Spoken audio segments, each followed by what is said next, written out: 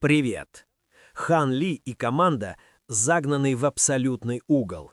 И единственный выход ведет прямо в пасть чего-то, что было запертым не без причины. Во-первых, запретная зона становится последним убежищем. Разрыв в силе между беглецами и преследователями колоссален. Но злодеи сдерживаются, боясь разрушить священный зал. Этот страх дает команде секунды. Взломав врата, они врываются в темное святилище с фресками кровавых жертвоприношений. Во-вторых, пути назад нет, и Хан Ли принимает чудовищное решение. Двое союзников добровольно идут на верную смерть. Один оборачивается гигантской черной обезьяной, другой — огненным драконом. Берут на себя весь удар снаружи. Пока они держат оборону ценой собственной жизни, Хан Ли питает Алтай внутри. Механизм требует крови, и пару преследователей мгновенно засасывает в черный вихрь. И, наконец, печать сломлена, и из кратера врывается рука размером с гору, объятая черным пламенем. Многовековые цепи разорваны. Пробужденный монстр не знает ни союзников, ни врагов. Для него все одинаково чужие. Преследователи отброшены, но то, что вырвалось на свободу, не подчиняется никому. А теперь слушаем дальше.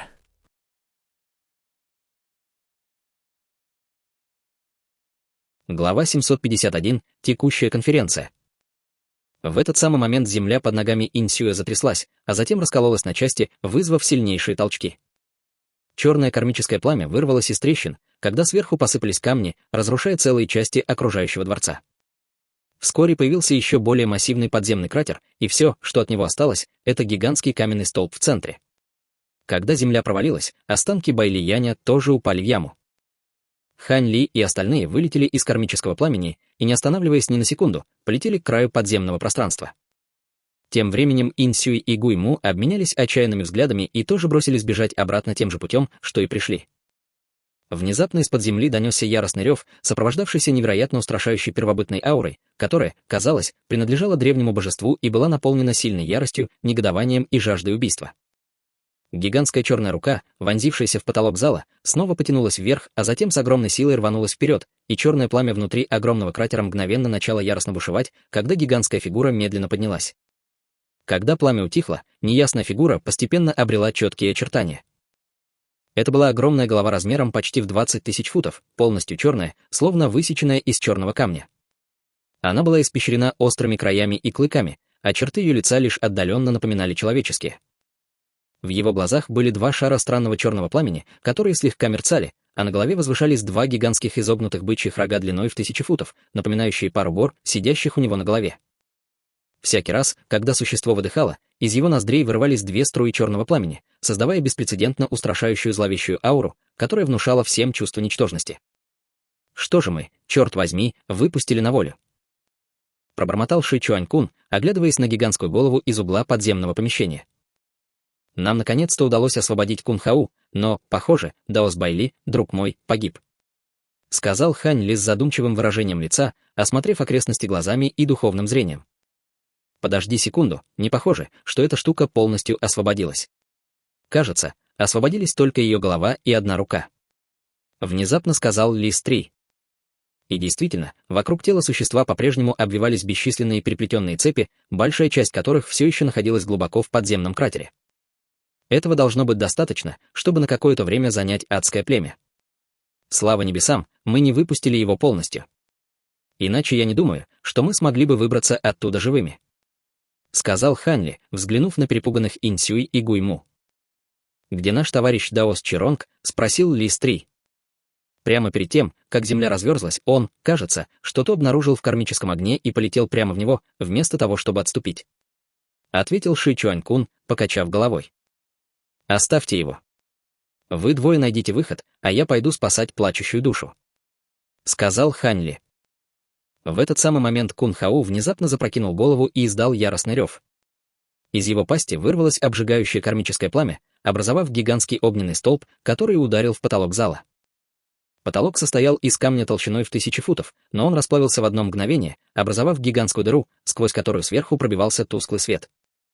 На месте проведения конференции в районе Падшего озера. Возвышающаяся каменная платформа ярко сияла, испуская во все стороны вспышки белого света, и представляла собой величественное зрелище.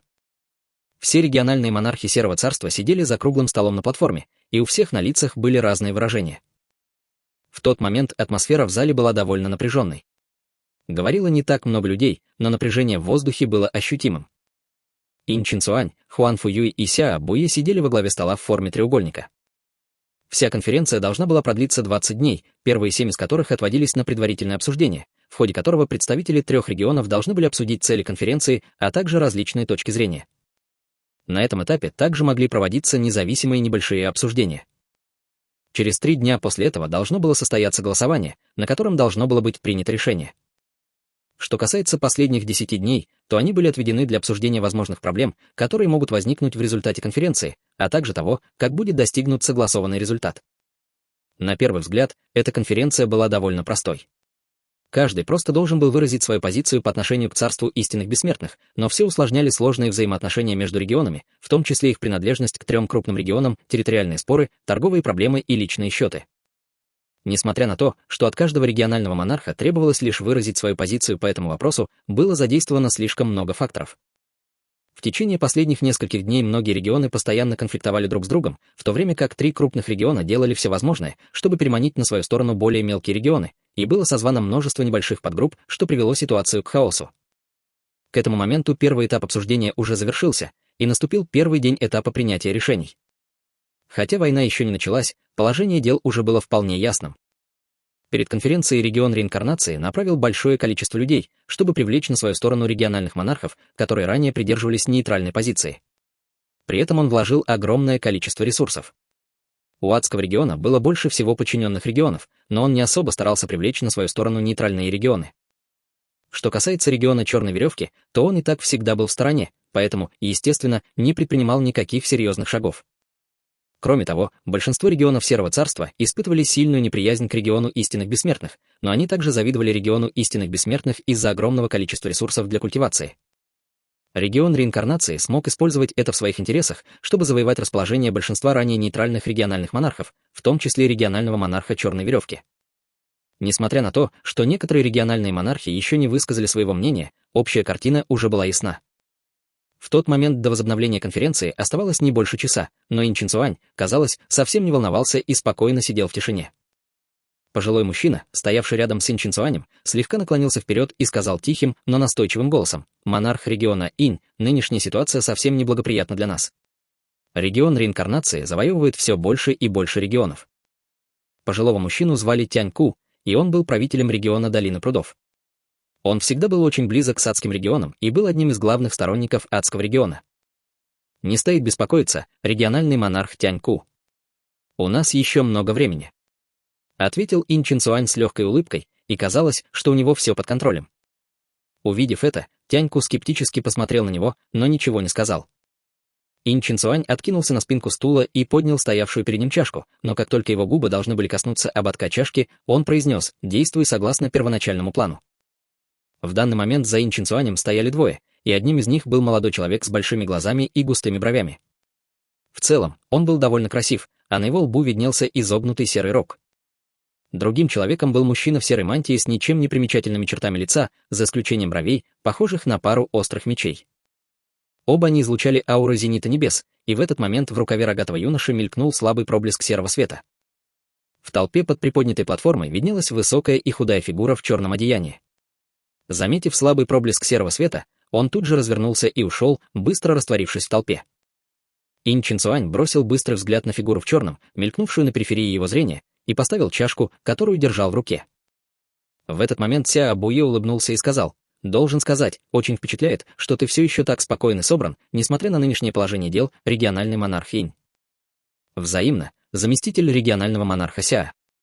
«Вы, кажется, так же спокойны, как и я, если не больше», — ответил Ин Чин Цуань. «Я не думаю, что это справедливое сравнение, региональный монарх Инь. Все, чего хочет наш регион Черной Веревки, это чтобы все регионы сосуществовали в гармонии, и мы удовлетворены до тех пор, пока не будет никаких серьезных внутренних конфликтов. Я здесь только для того, чтобы обеспечить мирное завершение этой конференции». сказал Сяобуе, сделав акцент на слове «мирное», словно предупреждая. Я понимаю. Серому царству действительно повезло, что у него есть такие миротворцы, как вы. Я восхищаюсь вами, сказал Ин Чинцуань с легкой улыбкой. Хуан Фу Юй прислушивался к разговору между ними и бросил на них взгляд, прежде чем снова отвернуться с насмешливой ухмылкой на лице. Тем временем. Из прохода внутри высокой городской стены на границе района Падшего озера внезапно донеслось тихое пение. Вдоль темного коридора через равные промежутки стояли серые каменные колонны высотой более 30 метров, испещренные сложными узорами, которые выходили за пределы колонн и тянулись к окружающей город стене. На вершине каждого столба сидело адское существо, и все они в данный момент произносили заклинания, накладывая печати заклинаний на серые столбы. Узоры на каменных колоннах быстро начали мерцать серым светом, перемежающимся серебристыми бликами, которые особенно бросались в глаза в темном коридоре. Вспышки серого света становились все ярче и ярче, быстро соединяясь друг с другом, и стало ясно, что эта городская стена была построена из какого-то особого материала, о чем свидетельствовал тот факт, что ни одна из мигающих вспышек не проникала наружу. Ограничения вокруг Падшего озера начали медленно меняться, когда внутри них появились серебристые блики.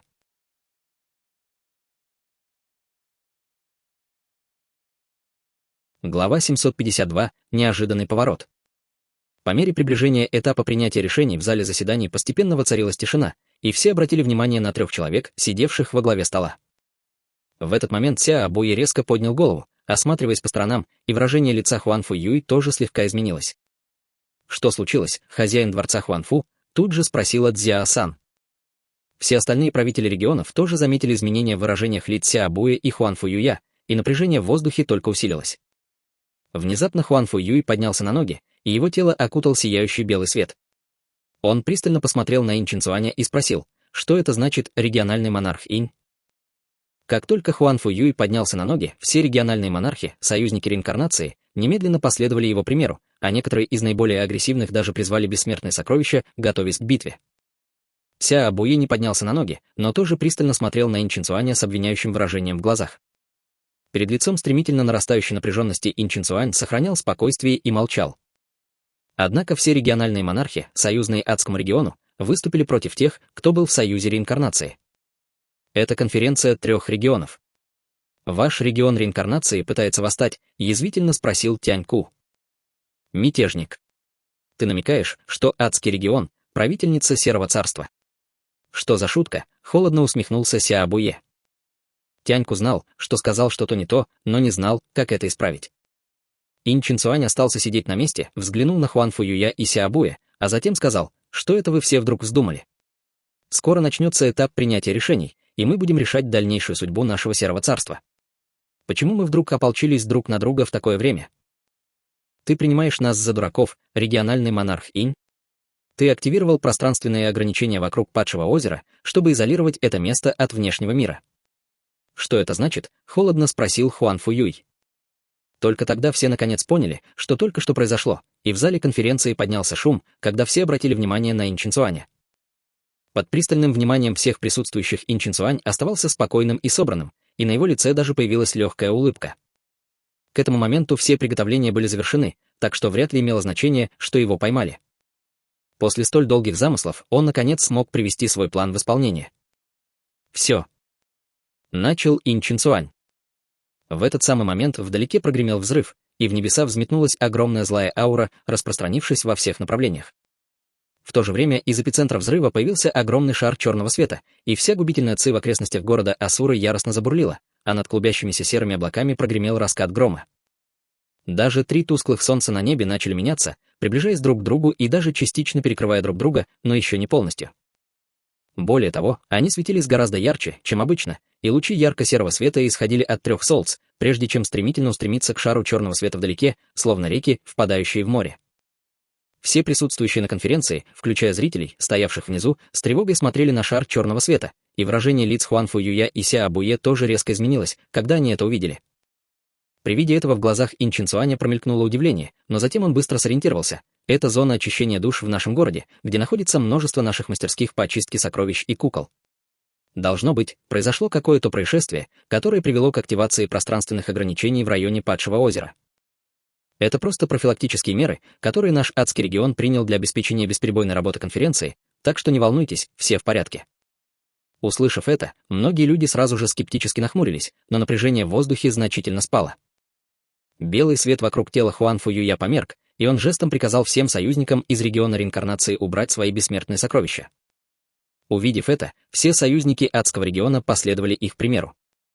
Ся Абуя бросил взгляд в сторону зоны очищения душ, затем снова повернулся к Ин Чинцуаню, и в его глазах все еще читалось подозрение, но уже не такое явное, как раньше. «Пойдите и посмотрите, что случилось, а затем как можно скорее разберитесь с этим», сказал Ин Чинцуань двум культиваторам Зенита Небес, стоявшим позади него. Они оба ответили утвердительно, а затем полетели в сторону зоны очищения душ в виде двух полос черного света. Приношу всем свои извинения за задержку. Настоящим я объявляю о возобновлении конференции, сказал Ин Чинцуань, садясь. Все переглянулись, а затем тоже сели, но было ясно, что все еще немного потрясены, и никто ничего не говорил. Цзяо-сан сделала шаг вперед и спросила по голосовой связи: «Как вы думаете, господин Хуанфу, Ин Чинцуань только что говорил правду?» Конечно, Ин Чинцуань не заслуживает доверия. У него определенно есть какой-то скрытый мотив для активации пространственных ограничений вокруг падшего озера, но этот взрыв тоже был довольно странным. Если я не ошибаюсь, в зоне очищения душ, скорее всего, что-то пошло не так. Ответил Хуанфу Юй с холодной усмешкой. Вы всегда были главой нашего дворца реинкарнации, мастер Хуанфу. Вам удалось разгадать план Ин Чинцуаня? Спросил Вуян. Вы слишком добры, хозяин дворца Вуян. Мой тактический ум даже близко не сравнится с умом нашего регионального монарха. Прямо сейчас у меня недостаточно зацепок, чтобы полностью понять, каков может быть план Ин Чинцуаня. Ответил Хуанфу Юй. Что нам тогда делать? Остаться здесь? Спросила Цзяо-сан. Не стоит беспокоиться. Наш региональный монарх уже предсказал, что Ин Чинцуань замышляет недоброе во время этой конференции 3 регионов, и он уже заранее подготовился, так что давайте пока просто понаблюдаем. Ответил Хуанфу Юй. Услышав это, глаза Цзяо-сан и Вуяна слегка загорелись, но они ничего не сказали. В подземном дворце, в зоне очищения души. Ин Сюй и Гуй Му смертельно побледнели, глядя на гигантскую руку и огромную голову Кун Хау. Гуй Му глубоко вздохнул, затем взглянул на Хань Ли и остальных, которые убегали с места происшествия, и спросил: «Старейшина Ин Сюй, нам стоит поймать этих людей? Может быть, если мы отведем их к правителю региона, это избавит нас от наказания. Нашему региональному монарху почти пора приводить в действие свой план, а мы все испортили. Ты правда думаешь, что поимки нескольких крыс будет достаточно, чтобы спасти нас от наказания?» Единственная хорошая новость в том, что Кун Хау еще не полностью освободился. Сейчас наша главная задача — сдержать его, а затем дождаться прибытия подкрепления. Ин Сюй сплюнул сквозь стиснутые зубы и полетел прямо вверх, делая замысловатые жесты. Из его тела вылетела полоска черного света, которая превратилась в черный значок. Значок оказался очень похож на адский значок, за исключением того, что на этом было выгравировано 9 призрачных голов. Ин Сюй открыл рот, чтобы выпустить несколько сгустков кровавой эссенции в медальон, и тот сразу же начал ярко светиться черным духовным светом. В то же время 9 призрачных голов увеличились в несколько раз по сравнению с первоначальным размером и одновременно открыли рты, выпустив 9 вспышек черного света, которые мгновенно исчезли в пространстве неподалеку. Из ближайшего пространства вылетели многочисленные красные цепи и обвились вокруг руки и головы Кун Хау. Однако эти цепи, призванные Ин Сюй, были явно тоньше тех, что уже окружали тело Кун Хау. Тем временем Гуй Му еще раз взглянул на Хань Ли, по-видимому, все еще не желая отпускать их. Пламя в глазах Кун Хау вспыхнуло, когда он снова взмахнул рукой, высвободив огромную силу, от которой все вокруг задрожало. Раздалась череда громких лязгающих звуков, когда большинство цепей, призванных Ин Сюй, мгновенно порвались. Лицо Ин Сюя мгновенно побледнело, он выплюнул полный рот крови, затем повернулся к Гуй Му и в ярости закричал: «Какого черта ты делаешь, Гуй Му? Поторопись и помоги мне!» Гуй Му больше не смел колебаться и сразу же подлетел к Ин Сюй, после чего выпустил из ладоней 2 мощных луча света, которые вошли в тело Ин Сюй. Цвет лица Ин Сюя мгновенно улучшился, и он быстро сложил несколько печатей, после чего из черного значка вылетели новые цепи и обвились вокруг тела Кун Хау. Хань Ли был в восторге, увидев это из другого угла зала, и сразу же подлетел к клетке из черной лозы, в которой была заключена плачущая душа. В то же время перед ним появилась глубокая небесная тыква, которая тут же начала излучать яркий зеленый свет. Пока Хань Ли произносил заклинание, быстро складывая печати, зеленый свет, исходящий от тыквы, стал еще ярче, а сама тыква увеличилась в несколько раз, и на ее поверхности появились ряды зеленых рун. Гуйму было любопытно посмотреть на это. Весь город Асура, скорее всего, был на взводе, так что не имело значения, если он позволит Хань Ли и остальным уйти, ведь в конце концов их все равно поймают, но он не мог позволить Юло уйти с ним. Помня об этом, Гуйму издал низкий рев. Из его тела вылетели 8 черных талисманов, которые затем превратились в 8 гигантских булавидных оружий. От этого оружия исходила мощная аура злого закона, и каждое из них было не менее грозным, чем бессмертное сокровище. 8 гигантских орудий устремились к Хань Ли, и в то же время черная клетка вокруг плачущей души поднялась с земли и полетела к Гуйму и Инсюй. Вместо того, чтобы встревожиться таким поворотом событий, глаза Хань Ли загорелись, когда позади него вспыхнул золотой свет и появилось его колесо истины. Колесо испустило бесчисленное множество золотых волн, которые охватили 8 гигантских орудий, и они мгновенно замедлились, но были наполнены такой огромной силой, что вся область золотых волн тут же начала сильно дрожать, как будто могла развалиться в любой момент.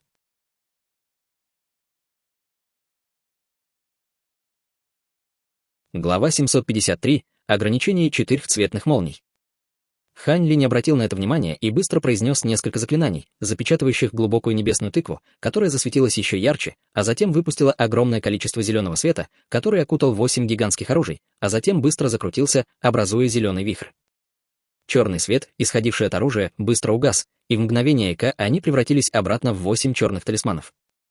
Сразу после этого зеленый свет молнии вернулся в глубокую небесную тыкву, унеся с собой 8 черных талисманов. Увидев это, Гуйму слегка замешкался, а Хань Ли продолжил наносить печати заклинаний на небесную тыкву, и внутри нее быстро зазвучали слабые трески.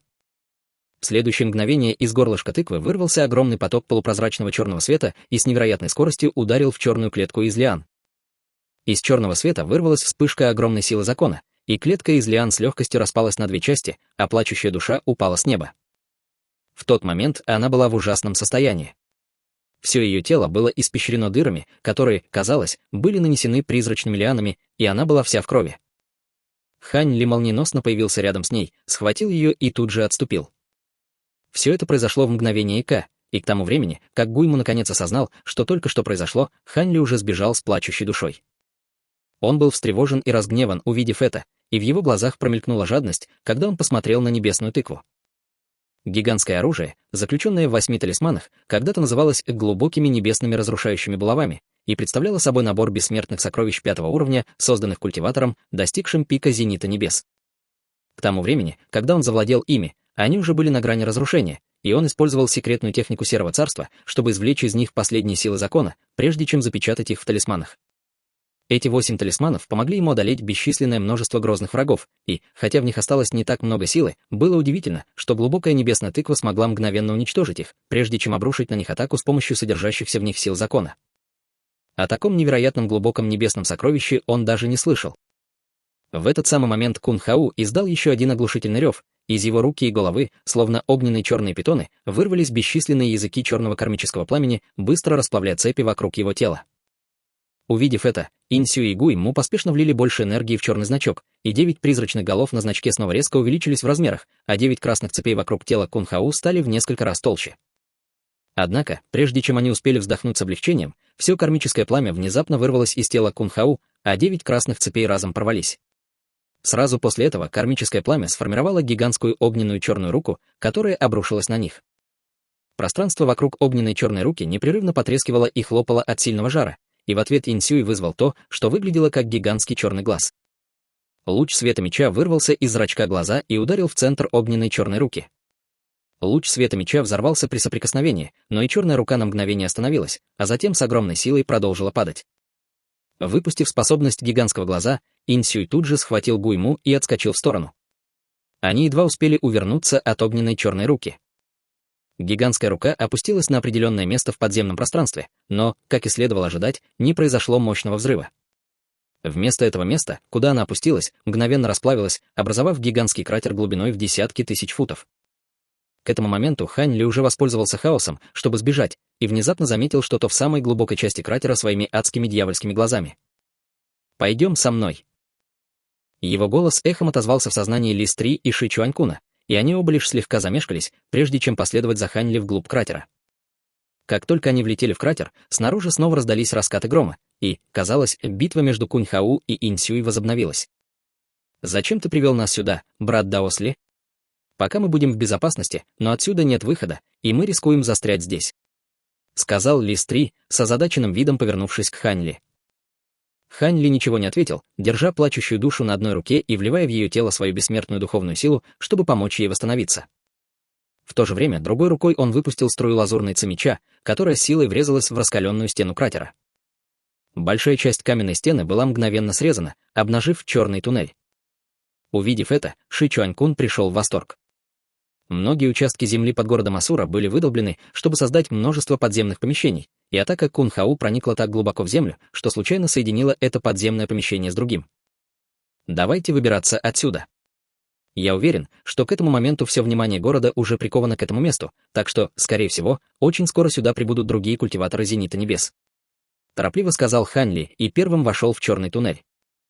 Лис-3 и Ши Чуанькун сразу же последовали за ним, и, войдя в туннель, последний взмахнул левой рукой, выпустив струю белого пламени, которая исчезла в ближайшей скале, снова расплавив ее и заблокировав вход в туннель. После этого они втроем помчались вперед так быстро, как только могли. Это был довольно просторный черный туннель высотой от 20 до 25 метров, а стены по обеим сторонам были испещрены чем-то вроде запечатывающих рун. Однако впереди было совершенно темно, а божественное чувство здесь по-прежнему сильно ограничено, поэтому они понятия не имели, куда ведет этот туннель. «Впереди ведь не будет еще чего-то запечатанного, правда?» — пробормотал Ши Чуанькун себе под нос. «Всего одного Кун-Хау достаточно, чтобы занять адское племя работой. Если мы выпустим еще одного, все серое царство погрузится в хаос». Лис-3 усмехнулся. «Я уже полностью вымотался, снимая предыдущую печать, так что даже если мы столкнемся с еще одной печатью, я ничего не смогу с этим поделать», — ответил Ши Чуанькун с кривой улыбкой. В этот самый момент в глазах Хань-Ли вспыхнул фиолетовый огонек, после чего на его лице появилось восторженное выражение, и он резко ускорился, превратившись в полосу лазурного света. Лис-3 и Ши Чуанькун сразу же ускорили шаг, и вскоре они вдвоем вышли из туннеля в еще один гигантский зал. В самой дальней части зала находились каменные ворота, над которыми вспыхивали разноцветные огни. Снаружи был сияющий серебристый световой барьер, испускавший пространственные колебания, и он был почти идентичен печати, которую они только что сломали, за исключением того, что на этот раз за серебристым световым барьером было четырехцветное ограничение в виде молнии. 4 цвета молний были лазурными, фиолетовыми, серебряными и золотыми, и они создавали огромные колебания энергии. Среди них была никто иная, как золотая молния, омывающая кости. Это золотая молния, омывающая кости. «Может ли быть так, что здесь запечатан смертоносный очищающий пруд?» — воскликнул Ши Чуанькун с восторженным выражением лица. В глазах Лиса-3 промелькнуло что-то вроде восторга, а затем смесь других эмоций. «Нам снова придется рассчитывать на тебя, чтобы преодолеть пространственные ограничения, брат Даос Ши», — сказал Хань-Ли. «Это пространственное ограничение такое же, как и предыдущее, так что у меня не должно возникнуть с ним проблем, учитывая мой предыдущий опыт», — сказал Ши Чуанькун, взмахнув рукавом и выпустив в воздух несколько серебряных флагов. Флаги массива на мгновение закружились в воздухе, прежде чем по его приказу сформироваться в несколько массивов, которые медленно исчезли в серебристом световом барьере. Лис-3 не мог ничем помочь, поэтому он отошел в сторону, чтобы следить за потенциальными преследователями. Что касается Хань-Ли, то он положил плачущую душу на землю, а затем быстро сложил несколько печатей, чтобы выпустить несколько зеленых талисманов, которые исчезли в ее теле. Из ее ран появились бесчисленные тонкие нити зеленого света, которые переплетались друг с другом, и раны начали быстро заживать. В то же время Хань-Ли взмахнул рукой, и в воздух взлетела черная пилюля с несколькими полупрозрачными алыми отметинами. Она полетела прямо в приоткрытый рот плачущей души. Над ее нижней частью живота появился шар черного света, затем он быстро распространился по всему ее телу, и ее слабая аура начала быстро восстанавливаться. Всего через несколько секунд она слегка нахмурилась, а затем медленно открыла глаза, но ее лицо все еще было очень бледным. «Хозяин». Она с трудом села и с благодарностью посмотрела на Хань-Ли. Она уже собиралась что-то сказать, но Хань-Ли перебил ее: «Сосредоточься на очищении пилюли, которую я только что дал тебе». Плачущая душа кивнула в ответ и села, скрестив ноги, а Хань-Ли присоединился к Лису-3 на посту. К счастью, в туннеле, через который они только что прошли, было совершенно тихо, и ни Гуйму, ни Инь-Сюй не последовали за ними. Тем временем Ши Чуанькун работал так быстро, как только мог, и флаги вокруг него пронзали барьер из серебряного света гораздо быстрее, чем в прошлый раз. Он сделал глубокий вдох, затем призвал лютню Вирата, и она вспыхнула серебристым светом. Его пальцы быстро пробежались по струнам, наполняя все пространство торжественной и напряженной музыкой. Окружающее пространство задрожало, прежде чем полностью разрушиться, и стало ясно, что Ши Чуанькун теперь гораздо лучше контролирует лютню Вирата, чем раньше. При каждом ударе по струнам лютни из нее вылетали вспышки серебристого света, и все эти вспышки серебристого света исчезали в барьере из серебристого света, быстро истончая его, пока от него не остался лишь тонкий слой. Однако этот последний слой светового барьера оказался чрезвычайно прочным и не подавал признаков разрушения. В глазах Ши Чуанькуна вспыхнул острый огонек, когда он силой ударил по струнам лютни 5 раз, и 5 вспышек серебристого света вырвались наружу, превратившись в 5 серебряных мечей. От проекций серебряных мечей исходили мощные колебания энергии закона, и они мгновенно ударили по барьеру из серебряного света. Раздался оглушительный грохот, когда световой барьер наконец не смог больше удерживать форму и распался на бесчисленные серебристые искорки. Ши Чуанькун выглядел довольно бледным, что явно указывало на то, что способность, которую он только что использовал, потребовала от него больших усилий, но, к счастью, его старания окупились. Вздохнув с облегчением, он повернулся, чтобы позвать Хань Ли или Са-3, но в этот момент все пошло не по плану.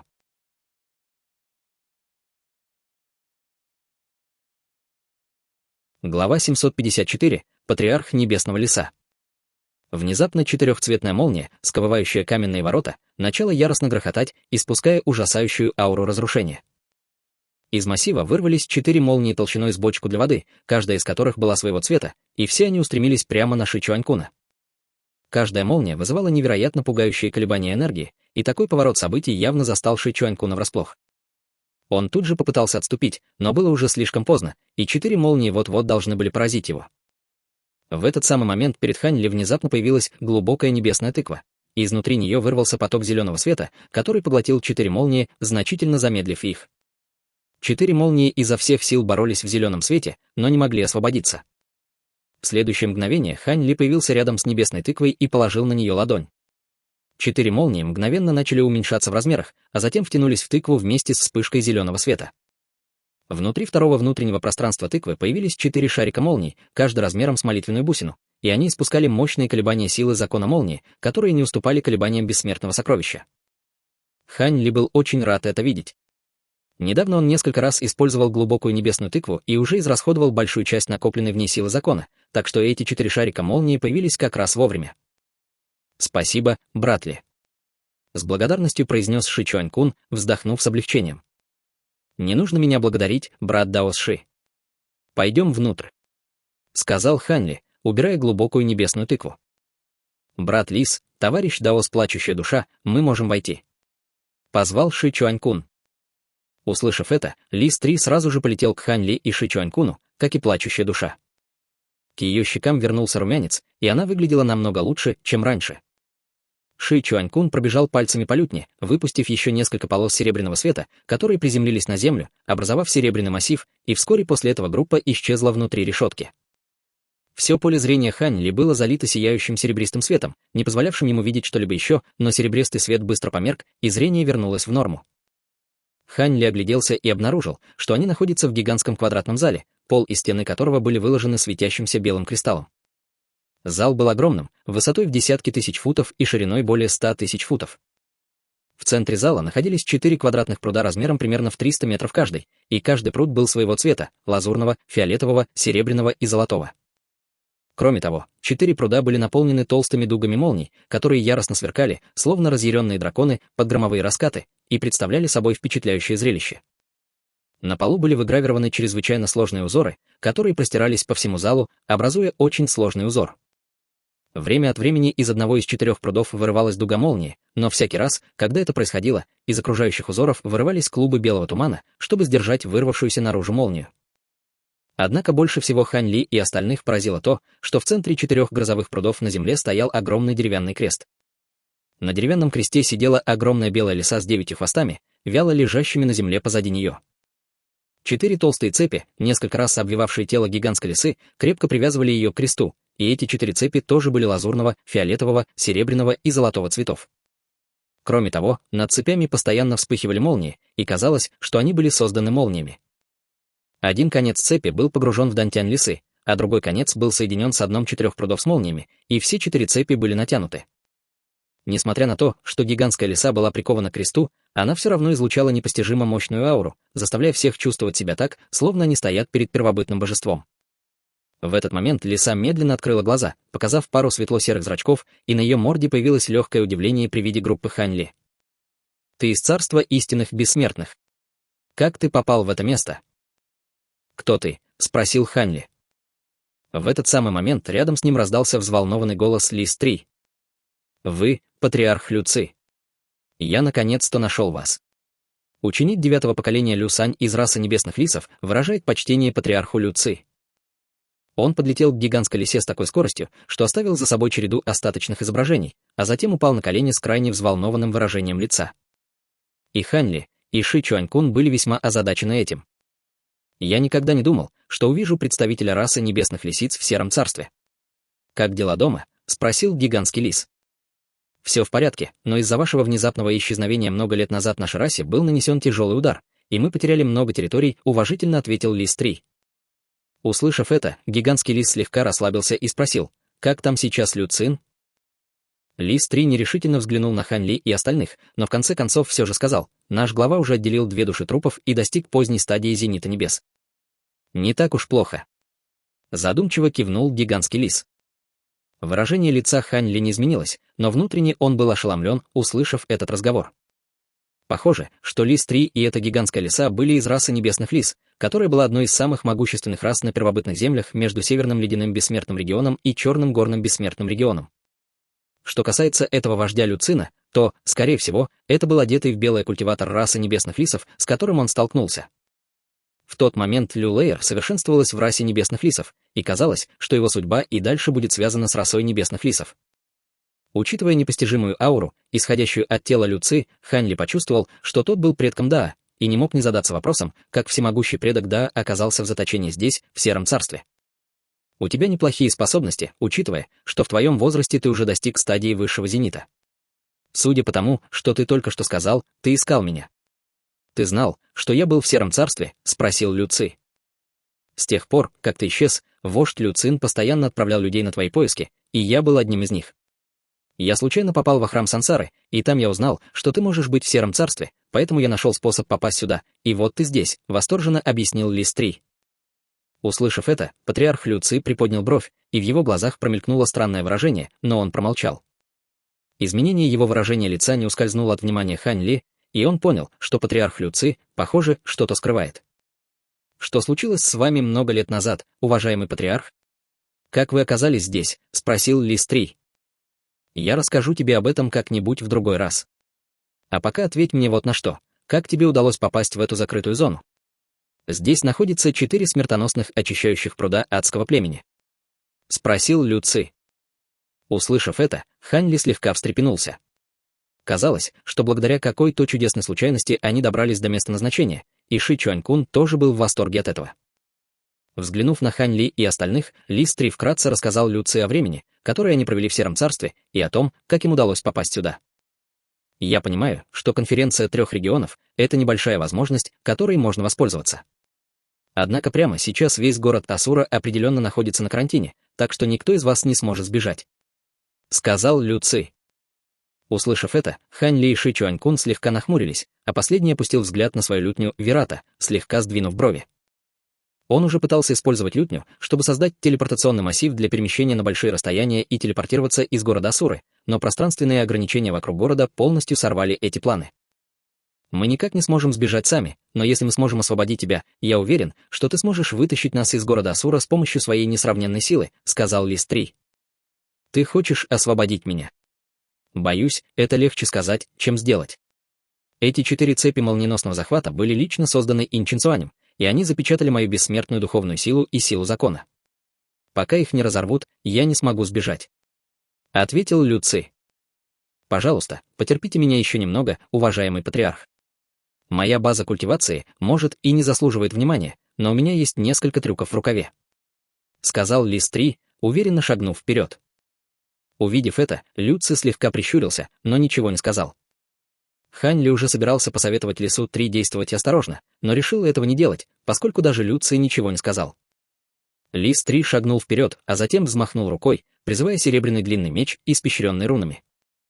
Как только меч появился, в воздухе вокруг него сразу же начали распространяться вспышки мерцающего света, и, судя по колебаниям силы закона, который он испускал, это было бессмертное сокровище как минимум 6-го уровня.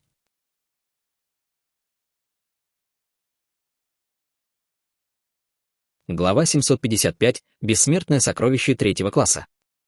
Глаза Ши Чуанькуна сразу же загорелись при виде меча, и взгляд Хань Ли тоже на мгновение задержался на нем, но большая часть его внимания по-прежнему была сосредоточена на Лисе 3. В этот момент Лис 3 выглядел немного иначе, чем обычно. Слои полусферического света, похожие на иллюзии, окружали его, придавая ему довольно размытый вид. Понаблюдав за Лисом 3 совсем недолго, Хань Ли почувствовал пульсирующую боль в глазах и невольно помассировал собственную надбровную дугу. В этот самый момент между указательным и средним пальцами Лиса 3 левой руки появился мерцающий золотой талисман. Хань Ли взглянул на талисман, и в его глазах промелькнуло замешательство. Он чувствовал, что талисман переполнен духовной силой, которая вот-вот вырвется наружу, но не узнавал его. «Это талисман меча, собирающего золотой дух», удивленно воскликнул Ши Чуанькун. Однако Лис 3, казалось, погрузился в какое-то глубокое состояние и совсем не слышал Ши Чуанькуна. У него было много ран, и было ясно, что он не притворялся, но в этот момент его аура неуклонно росла, и он почти вернулся в свое пиковое состояние. «Что это за талисман в виде меча, собирающего золотой дух, брат Ши?» — спросил Хань Ли. Это разновидность талисмана, который может значительно усилить мощь бессмертного меча на короткое время, и эффективность талисмана зависит от используемого материала. Этот золотой талисман — талисман высшего класса, и не будет преувеличением сказать, что это бесценное сокровище. Объяснил Ши Чуанькун. В этот самый момент Лис 3 внезапно взмахнул талисманом в левой руке, затем крепко прижал его к лезвию своего меча, и талисман мгновенно вспыхнул золотым пламенем. Золотая руна длиной около полуфута появилась на серебряном длинном мече в золотом пламени, и меч тут же начал сильно дрожать, а колебания духовной силы, которые он испускал, стали в 10 раз сильнее. Благодаря этому внезапному изменению бессмертный меч почти достиг уровня бессмертного сокровища 5-го класса. В то же время вокруг него появилось около дюжины гигантских проекций Лиса 3, каждая из которых была высотой в несколько тысяч футов и держала в руках увеличенную версию того же серебряного меча. Когда он сделал шаг вперед, все проекции шагнули вперед вместе с ним. Глаза Люции слегка загорелись, когда она увидела это. С громоподобным ревом Лиса 3 все проекции в унисон подняли свои мечи и одновременно обрушили их на лазурную цепь. Раздался резкий звон, и из лазурной цепи вырвался яркий свет меча, залив все вокруг ослепительным сиянием. Порывы яростного ветра пронеслись во всех направлениях от того места, где меч скрежетал по цепи, заставляя одежды Хань Ли и остальных громко хлопать. Какая невероятная цепь меча! Ши Чуанькун не мог не восхититься, прикрываясь рукой. Плачущая душа еще не оправилась от ранений, поэтому ей пришлось остаться и наблюдать издалека. Хань Ли тоже сделал полшага назад и в то же время тяжело вздохнул про себя. Он заметил, что, несмотря на огромную силу удара меча Лиса 3, цепь, по которой он ударил, практически не сдвинулась с места. В этот самый момент из лазурного очищающего смертоносного пруда донесся приглушенный грохот, после чего из пруда вырвалась лазурная молния, которая в мгновение ока достигла Лиса 3. В тот момент, когда лазурная молния ударила в сияющий меч, выпущенный серебряным длинным мечом Лиса 3, последний мгновенно разлетелся на бесчисленные осколки. Огромный шар молнии появился внутри разрушенных остатков светового меча, и Лис 3 оказался в ловушке, не в силах освободиться, пока разряды молний со всех сторон терзали его тело, заставляя его яростно дрожать и издавать мучительные вопли. Из шара молний постоянно вырывались мощные дуги лазурных молний, заставляя окружающее пространство грохотать и дрожать, а в воздухе быстро распространялся запах гари. Эта молния была в бесчисленное количество раз мощнее даже той молнии скорби, которую Хань Ли пережил, чтобы вознестись в царство истинных бессмертных. Увидев это, Ши Чуанькун встревожился и захотел помочь Лису 3, но не знал как. Плачущая душа слегка нахмурилась и повернулась к Хань Ли, который, в свою очередь, наблюдал за патриархом Люци. Люци все еще сидел на корточках, и лазурные молнии, ударяясь о лазурную цепь, прежде чем поразить его тело, заставляли его шерсть вставать дыбом, но, казалось, ему совсем не было больно. Его глаза привычно прищурились, и он не выказал особого удивления или разочарования в ответ на неудачную попытку Лиса 3 освободить его. Внезапно он поднял один из своих гигантских хвостов, взмахнул им в воздухе и обмотал вокруг лазурной цепи. Сразу после этого вокруг него вспыхнул лазурный свет, сопровождаемый невероятно мощной аурой, а хвост, обвившийся вокруг цепи, поднялся еще выше, подняв всю цепь в воздух. Затем хвост рухнул с неба, и лазурная цепь сильно задрожала, когда из хвоста Люци вырвался сгусток плотного черного света и полетел к гигантскому шару лазурной молнии. И черный свет, и шар молнии взорвались одновременно при соприкосновении, и во все стороны полетели дуги лазурных молний и искорки черного света вместе со свирепыми ударными волнами, заставляя окружающее пространство яростно содрогаться. Хань Ли и остальные немедленно отступили, создавая вокруг себя слои защитного духовного света, но их усилия оказались напрасными, так как Лю Ци поднял еще один из своих массивных хвостов и поставил его перед ними, чтобы защитить их от приближающихся ударных волн. Только спустя почти минуту вой ветра постепенно стих. К этому моменту лазурные молнии и черный свет уже исчезли, и все вернулось в норму. Лю Ци медленно убрал хвост, а затем перенес Лиса Три к Хань Ли и остальным с помощью другого своего хвоста. В этот момент мантия Лиса Три была в лохмотьях, а многие части его тела обуглились до черноты.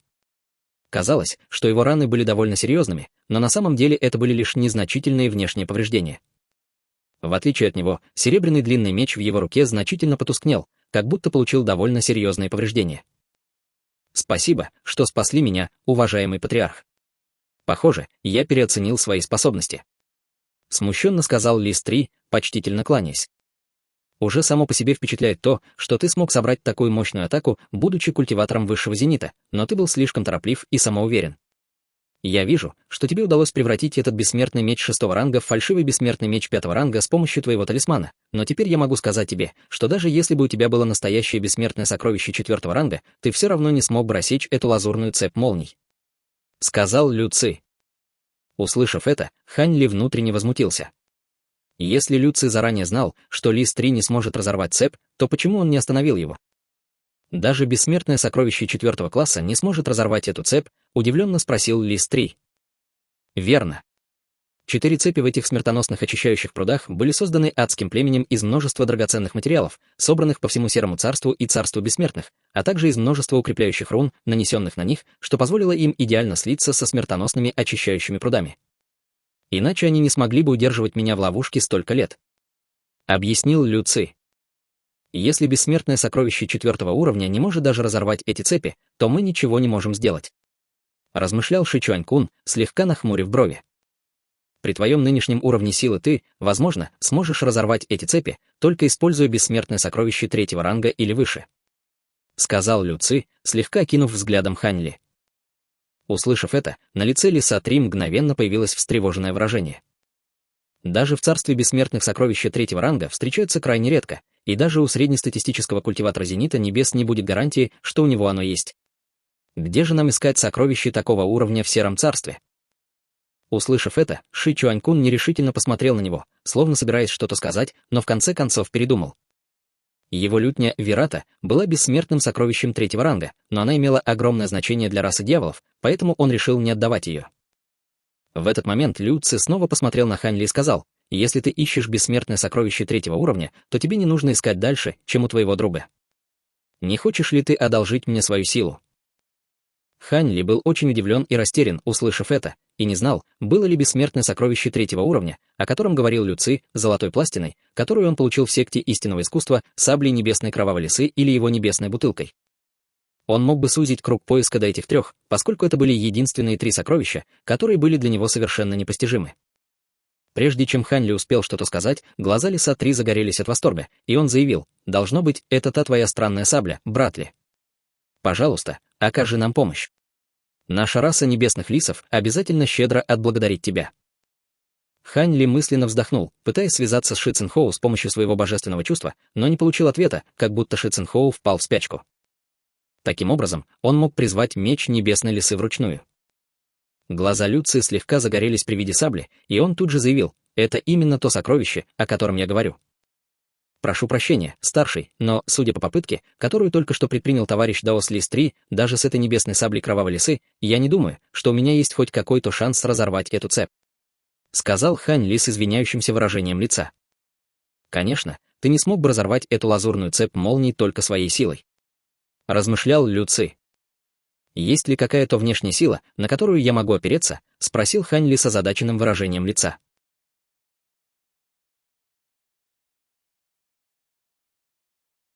Друзья, эти главы, когда под землей рвется реальность, а наверху плетутся интриги.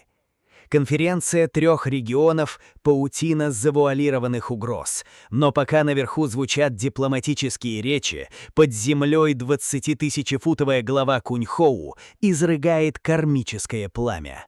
Региональный монарх Инь не контролирует монстра. Он лишь мастерски использует хаос как дымовую завесу, списывая подземный взрыв на аварию. Политика и апокалипсис питают друг друга.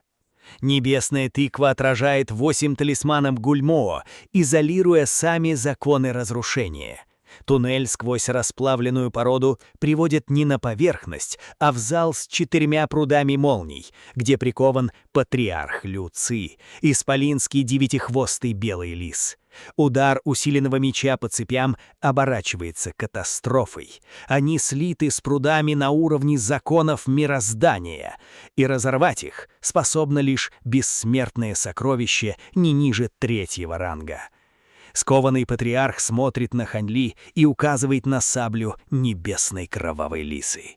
Герой раз за разом оказывается в эпицентре неразрешимых кризисов, и каждый раз при нем находится именно тот артефакт, который нужен.